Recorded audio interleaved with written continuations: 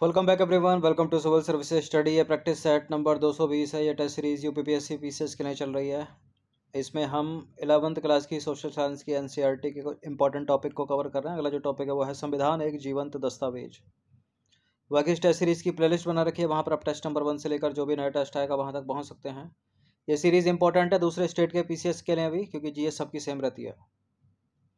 तो इस टॉपिक से जो पहला प्रश्न बनेगा वो है, भारतीय संविधान को औपचारिक रूप से कब लागू किया गया? कब लागू किया गया यानी अप्लाइड। तो कब लागू किया गया, कब अंगीकृत किया गया, दोनों तरह से पूछता प्रश्न है। ये इंपॉर्टेंट है, कई बार एग्जाम से पूछा है। तो कब लागू किया गया? लागू किया गया 26 जनवरी 1950 को, यानी ऑप्शन नंबर बी है इसका आंसर। अगर अंगीकृत पूछ लेता तो 26 नवंबर 1949। तो 26 नवंबर 1949 को संविधान को अंगीकृत किया गया यानी अडॉप्टेड, और 26 जनवरी 1950 को भारतीय संविधान को औपचारिक रूप से लागू किया गया यानी अप्लाइड। तो इसी तरह से प्रश्न को अलग से अगर पूछ ले तो कब अंगीकृत किया गया भारतीय संविधान को, तो 26 नवंबर 1949 को अंगीकृत किया गया, अडॉप्टेड और लागू किया गया 26 जनवरी 1950। इन सभी टेस्ट का फुल टेस्ट पीडीएफ सीरीज प्राप्त कर सकते हैं नंबर इस पर कॉल या व्हाट्सएप करके। तो भारतीय संविधान को 26 नवंबर 1949 को अंगीकृत किया गया, अंगीकृत अडॉप्टेड। तीसरा प्रश्न है, भारतीय संविधान के संदर्भ में निम्नलिखित कथनों पर विचार करेंगे। चार चार कथन है, कौन सा इसमें सही होगा? भारतीय संविधान एक जीवंत दस्तावेज है। संवैधानिक वाद की एक से अधिक व्याख्याएं हो सकती हैं, और भारतीय संविधान में कठोरता तथा लचीलेपन का उचित समन्वय है। समय की आवश्यकता अनुसार संविधान में संशोधन किए जा सकते हैं। देखिए टॉपिक का ही नाम ये है, भारतीय संविधान एक जीवंत दस्तावेज, तो पहला तो सही होगा ही होगा। ठीक है, जहां जहां एक नहीं है उसको हटा दो। संविधान की एक से अधिक व्याख्याएं हो सकती हैं, बिल्कुल सुप्रीम कोर्ट करता है वो समय समय पर। भारतीय संविधान में कठोरता तथा लचीलेपन का उचित समन्वय है, बिल्कुल है। और समय की आवश्यकता अनुसार संविधान में संशोधन किए जा सकते हैं, करती भी है संसद। तो सारे के सारे करेक्ट हो गए। इसका आंसर हो जाएगा ऑप्शन नंबर डी 1 2 3 4। तो दिए गए सारे के सारे कथन सत्य हैं। संसद यानी हमारी पार्लियामेंट समय की आवश्यकता अनुसार संविधान में संशोधन कर सकती है। संविधान की व्याख्या करने का अधिकार सर्वोच्च न्यायालय के पास है, सुप्रीम कोर्ट के पास है। अतः भिन्न भिन्न मामलों में संविधान की किसी बात की अलग अलग व्याख्याएं हो सकती हैं। भारतीय संविधान में कठोरता और लचीलेपन का उचित समन्वय है, जहां लचीले का मतलब है परिवर्तनों के प्रति खुली दृष्टि, जबकि कठोर का अर्थ है अनावश्यक परिवर्तनों के प्रति कठोर रवैया। परिवर्तनों के प्रति उदार रवैये के कारण ही हमारा संविधान जीवंत दस्तावेज है। वो हमारा संविधान कोई जड़ और अपरिवर्तनीय दस्तावेज नहीं है। तो पहला वाला स्टेटमेंट सही है, दूसरा भी सही है, तीसरा भी सही है, चौथा भी सही है। क्वेश्चन नंबर 4 पर आ जाइए। भारतीय संविधान में संशोधन के लिए कौन सा अनुच्छेद समाहित है? भारतीय संविधान में संशोधन करना है यानी कॉन्स्टिट्यूशन में अमेंडमेंट करना है, तो विशेष बहुमत से होगा। अनुच्छेद 2 में नागरिकता, इससे कोई मतलब नहीं है। 364 से कोई मतलब नहीं है। अनुच्छेद 3 से कोई मतलब नहीं है, मतलब सॉरी, नागरिकता तो भाग 2 में है ना, ये तो अनुच्छेद 2 है। तो यहाँ केवल 368 संविधान संशोधन विधेयक 368 केवल एक इसका आंसर हो जाएगा। तो संविधान के भाग 20 में भाग 20 है और अनुच्छेद 368 संविधान में संशोधन संबंधी प्रावधान है। संविधान में संशोधन के 3 प्रकार हैं। एक तो होता है साधारण बहुमत से, एक होता है विशेष बहुमत से, और तीसरा होता है विशेष बहुमत के साथ साथ कम से कम आधे राज्यों के विधानमंडल का समर्थन चाहिए। संसद द्वारा साधारण तरीके से किया गया संशोधन को संविधान संशोधन का अंग नहीं माना जाता, क्योंकि इसमें संसद यानी पार्लियामेंट सामान्य बहुमत से विधि या कानून बना सकती है। क्वेश्चन नंबर 5 पर आ जाइए। संविधान संशोधन विधेयक के संदर्भ में निम्नलिखित कथनों पर विचार करेंगे। 2 कथन है, कौन सा इसमें गलत होगा ढूंढना है। देखिए, इसे संसद के दोनों सदनों से स्वतंत्र रूप से विशेष बहुमत से पारित होना आवश्यक है। इस संदर्भ में संसद के दोनों सदनों में सहमति न बन पाने पर राष्ट्रपति जो है वो संयुक्त अधिवेशन बुला सकते हैं। देखिए, संयुक्त बैठक का प्रावधान या अधिवेशन का प्रावधान साधारण विधेयक के मामले में है, संविधान संशोधन विधेयक या धन विधेयक के मामले में नहीं है। तो गलत है दूसरा वाला स्टेटमेंट, वही आंसर होगा अपना। बाकी संविधान में संशोधन अगर करना है तो संसद के दोनों सदन कौन से, लोकसभा और राज्यसभा, स्वतंत्र रूप से और विशेष बहुमत से होगा। सही पूछा गलत पूछा तो 2 आंसर है, मतलब केवल 2। अगर एक सत्य पूछा होता तो एक आंसर होता केवल।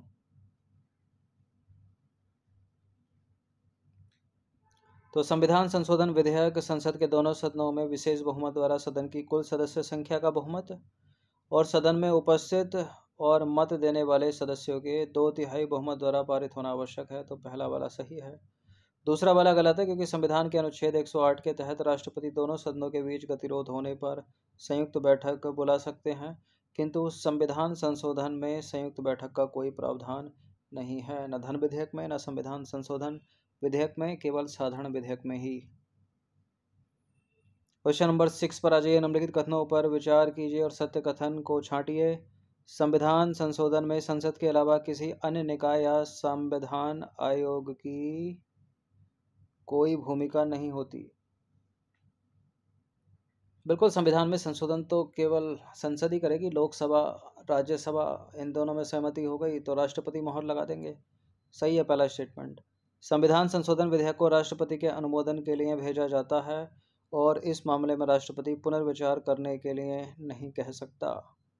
बिल्कुल नहीं कह सकते। सी है इसका आंसर।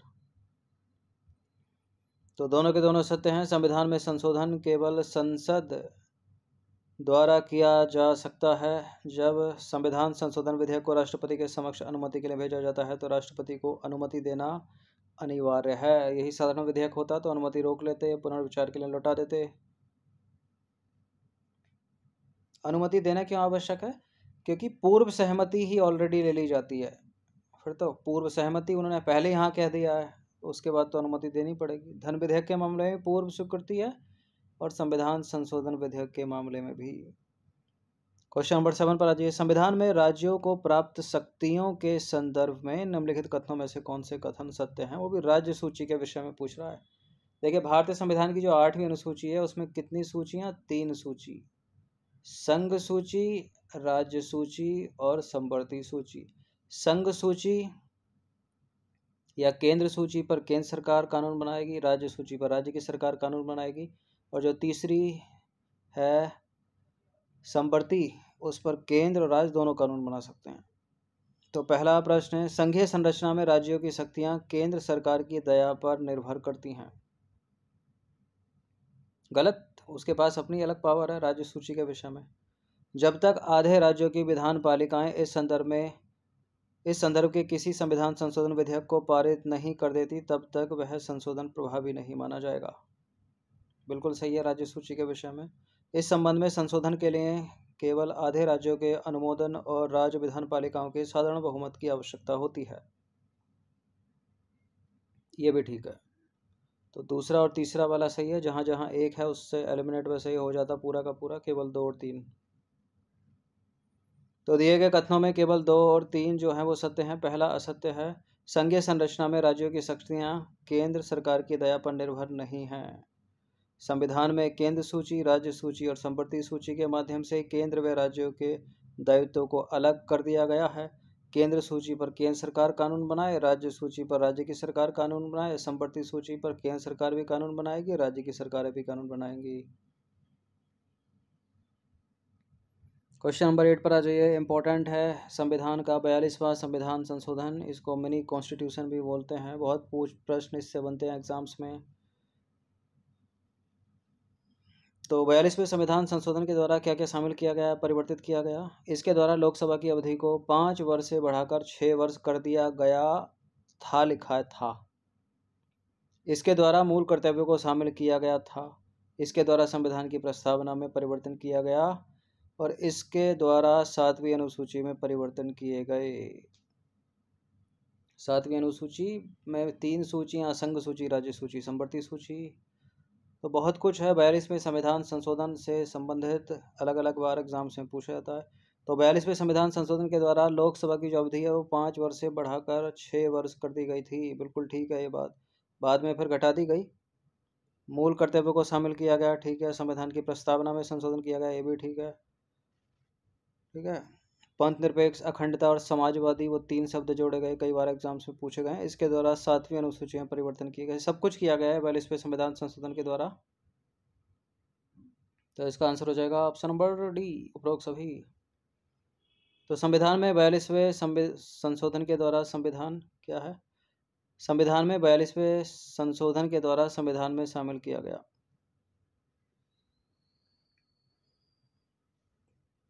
क्या क्या शामिल किया गया ये सब कुछ? संविधान के 42वें संशोधन के द्वारा लोकसभा की अवधि को 5 वर्ष से बढ़ाकर 6 वर्ष कर दिया गया। ठीक है। हालांकि इसे 44वें संशोधन के माध्यम से पुनः 5 वर्ष कर दिया गया, फिर से घटा दिया गया। ठीक है, जो 42 के बाद 44वां हुआ। इसके द्वारा संविधान के भाग 4A और अनुच्छेद 51A जोड़ा गया। इसके किसके द्वारा? 42वें संविधान संशोधन के द्वारा। इसे स्वर्ण सिंह समिति के सिफारिश के आधार पर शामिल किया गया। ठीक है, इसके द्वारा संविधान में मूल कर्तव्य को शामिल किया गया। यही तो मूल कर्तव्य हैं, 11 मूल कर्तव्य जो बाद में जोड़े गए। जैसे जो भाग 4 का हो गया तो ये बाद में जोड़ा गया होगा, संशोधन है। 51 का हो गया, ये बाद में जोड़ा गया होगा, संशोधन है। क्योंकि 36 से 51 में तो राज्य के नीति निषेध सिद्धांत हैं, उसके बाद मौलिक कर्तव्य बाद में जोड़े गए।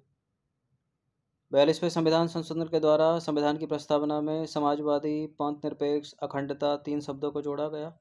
और इसके द्वारा 7वीं अनुसूची में परिवर्तन कर केंद्र को किसी राज्य में कानून एवं व्यवस्था बनाए रखने के लिए सैन्य बल भेजने की शक्ति को जोड़ा गया। क्वेश्चन नंबर 9 पर आ जाइए। निम्नलिखित कथनों पर विचार करेंगे। 2 कथन है यहाँ पर, कौन सा इसमें सत्य होगा? संविधान के 15वें संशोधन के द्वारा हाई कोर्ट के न्यायाधीशों की सेवानिवृत्ति की आयु सीमा को 60 वर्ष से बढ़ाकर 62 वर्ष कर दिया गया। संविधान के 55वें संशोधन के द्वारा सर्वोच्च न्यायालय के न्यायाधीशों के वेतन में वृद्धि की गई थी। कौन सा सही है इनमें? वर्तमान में सुप्रीम कोर्ट के जजों की सेवानिवृत्ति की आयु 65 वर्ष है, हाई कोर्ट के जजों की 62 वर्ष है। ठीक है, पहला स्टेटमेंट। दूसरा वाला भी ठीक है, तो दोनों के दोनों करेक्ट हैं। सी है इसका आंसर। ठीक है, एज इट इज है, एक्सप्लेनेशन की आवश्यकता है नहीं इसमें कुछ। क्वेश्चन नंबर 10 पर आ जाइए। निम्नलिखित कथनों पर विचार करेंगे। 3 कथन है यहाँ पर, कौन सा इसमें सही होगा?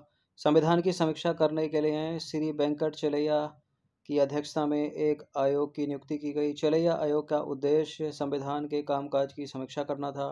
विपक्षी दल तथा अन्य संगठनों ने इस आयोग का समर्थन किया था। संविधान की समीक्षा करने के लिए श्री वेंकट चलैया की अध्यक्षता में एक आयोग की नियुक्ति की गई थी। ठीक है, चलैया आयोग का उद्देश्य संविधान के कामकाज की समीक्षा करना था। ठीक है, विपक्षी दल तथा अन्य संगठनों ने इस आयोग का समर्थन नहीं, बहिष्कार किया था। तो जहाँ जहाँ 3 है उसको हटा दीजिए, केवल 1 और 2, इसका आंसर हो जाएगा ए। तो सन 2000 में सुप्रीम कोर्ट के सेवानिवृत्त मुख्य न्यायाधीश श्री वेंकट चलैया की अध्यक्षता में एक आयोग नियुक्त किया गया, जिसका उद्देश्य संविधान के कामकाज की समीक्षा करना था।